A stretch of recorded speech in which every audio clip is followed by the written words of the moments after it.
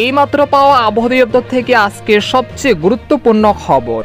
আরও ভয়ঙ্কর হচ্ছে ঘূর্ণিঝড় রিমাল, আসছে মহা বিপদ সংকেত। আজ থেকে আগামী 28শে মে দেশ জুড়ে প্রবল ঝড় বৃষ্টির সতর্কতা।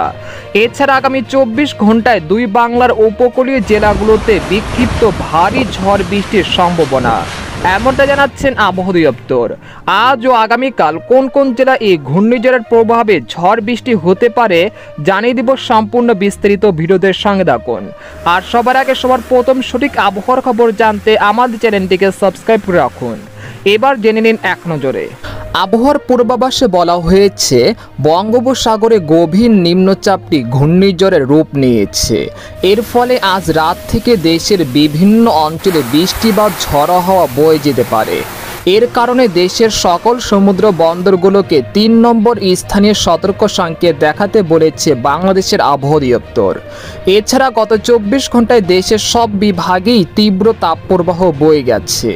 এই সময় দেশের সর্বোচ্চ তাপমাত্রা ছিল চুয়াডাঙ্গায় 40 ডিগ্রি সেলসিয়াস। এদিকে আবহাওয়ার আরেক সতর্ক বার্তায় বলা হয়েছে আজ রাত থেকে বিদায় নিতে পারে ভ্যাপসা গরমের তীব্রতা। একই সঙ্গে সম্ভবত ঘূর্ণিঝড় রিমালের প্রভাবে আজ রাত থেকে দেশের খুলনা, বরিশাল ও চট্টগ্রাম বিভাগের উপকূলীয় জেলাগুলোতে দমকা বাতাস ও বৃষ্টিপাত শুরু হতে পারে। এছাড়া শক্তিশালী ঘূর্ণিঝড় রিমাল আঘাত হানতে পারে রবিবার রাত থেকে সোমবার সকালের মধ্যে। এ সময় দেশের 8 বিভাগের সকল জেলায় প্রবল ঝড় বৃষ্টি হতে পারে।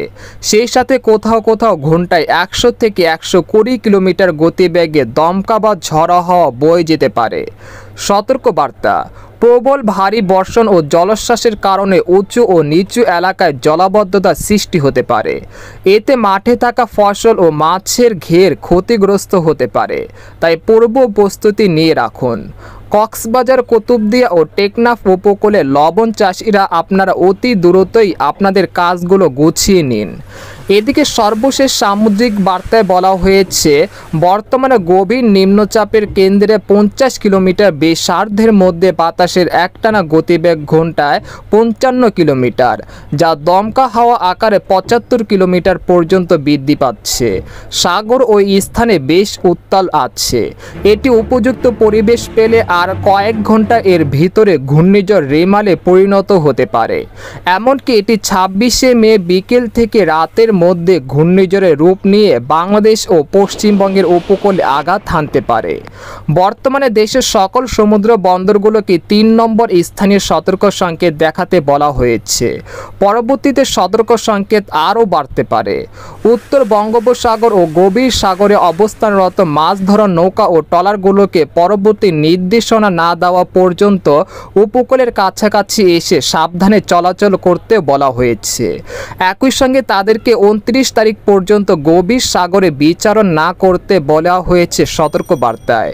এদিকে বাংলাদেশ আবহাওয়াবিদ মোহাম্মদ হাফিজুর রহমান জানান, রবিবার সকাল 9টা থেকে পরবর্তী 24 ঘন্টায় খুলনা, বরিশাল ও চট্টগ্রাম বিভাগের অধিকাংশ জায়গা এবং ঢাকা, ময়মনসিংহ ও সিলেট বিভাগের অনেক জায়গায় অস্থায়ীভাবে দমকা বা ঝড়ো হাওয়া সহ হালকা থেকে মাঝারি ধরনের বৃষ্টি বা বজ্রসহ বৃষ্টি হতে পারে।